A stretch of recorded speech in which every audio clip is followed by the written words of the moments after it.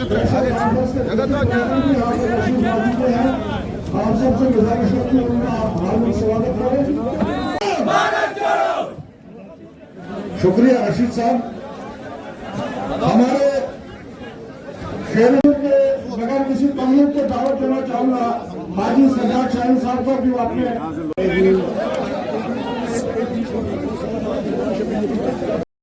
मेरा व्हाट्सएप बंद, मेरी फेसबुक बंद और कितने डरते बेईमान में क्या बताऊं आपको।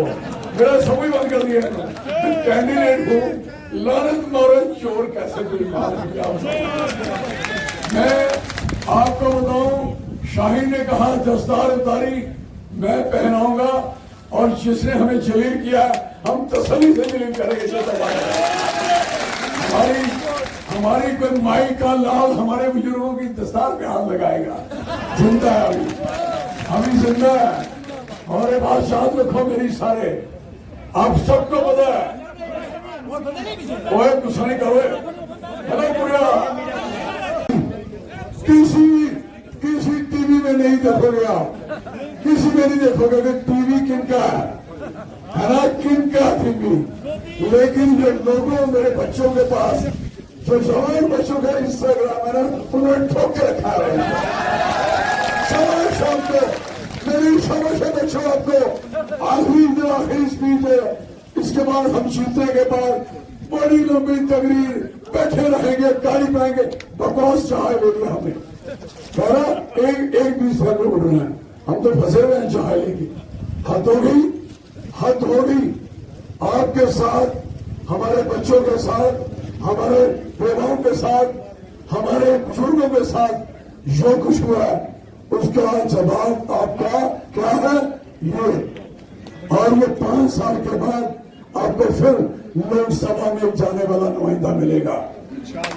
अदरवाइज आपको कौन मिलेगा? इसके बाद सरपंच मिलेगा, उसकी सरहदें सीमित है।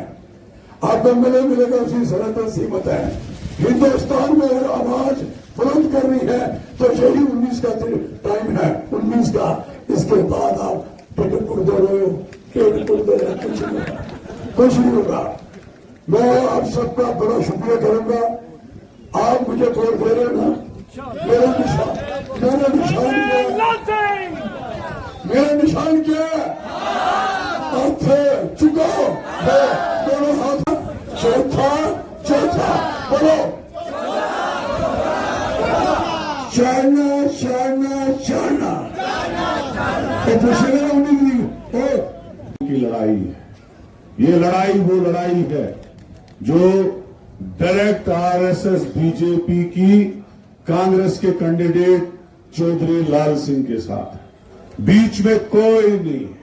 जो बीच में लोग आपके सामने आए हैं वो उनका सेकंड कैंडिडेट है, उनका वो कैंडिडेट है जो वोट काटने के लिए उठा है। मैं आज आपको दिल से कुछ बातें सुनाऊंगा। हम गुलाम नबी आजाद के साथ चले, बहुत मजबूती के साथ चले, लेकिन जब पार्टी बनाने की बात आई हम भी उस मीटिंग में शामिल थे। हमने कैटेगरिकली रिफ्यूज किया और यह भी कहा कि बहुत पैसे मिलेंगे, हंड्रेड्स ऑफ करोड़ पार्टी बनाने, फिर भी हमने रिफ्यूज किया। ये पार्टी भारतीय जनता पार्टी की क्रिएशन है। यही पार्टी नहीं बल्कि अपनी पार्टी भी।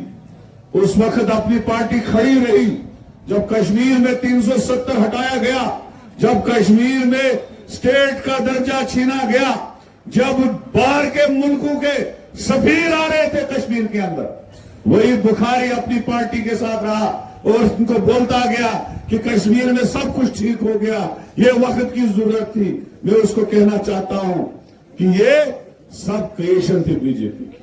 लेकिन जब इस साइड कोई तोड़ नहीं बना बीजेपी को तो उन्होंने हमारा ही दिग्गज नेता जो कांग्रेस का था, जिसको कांग्रेस ने 40 साल पाला, उस गांधी नेहरू परिवार ने जब उसने इंदरवाल से 700 वोट लिए थे, मात्र 700 वोट लिए थे, उसके बाद महाराष्ट्र में लेके वहां से जिताया, आजाद लफ्ज को इस्तेमाल किया और वहां से जीत के फिर कंटिन्यू 6 बार राज्यसभा, इतनी बार जनरल सेक्रेटरी, 24 साल यूनियन मिनिस्टर, लेकिन कुछ याद नहीं रहा। आज उसी कांग्रेस के खिलाफ इतनी गालियां देता रहता। आज मैं उनको कहना चाहता हूं, कल यहां आके खड़ी में रैली की, आज इस इलेक्शन का लास्ट डे है, जो 4-5 बजे कैंपेन बंद हो जाएगी। मैं गुलाम नबी आजाद साहब को कहना चाहता हूं, जम्मू में 80% हिंदू पॉपुलेशन है। आपने जम्मू से कैंडिडेट नहीं दिया। अगर आप जम्मू से कैंडिडेट देते तो आपको हिंदू कैंडिडेट देना पड़ता, और आपका मोदी जी, आरएसएस, अमित शाह और अजीत डोभाल आपसे नाराज हो जाता। नहीं, अगर आपको लगता है कि 19 तारीख को आपको सिर्फ लोकसभा के चुनाव के लिए वोट करने जाना है तो नहीं। अगर आपको लगता है कि यह इलेक्शन सिर्फ लोकसभा का इलेक्शन है तो आप गलतफहमी के शिकार हैं।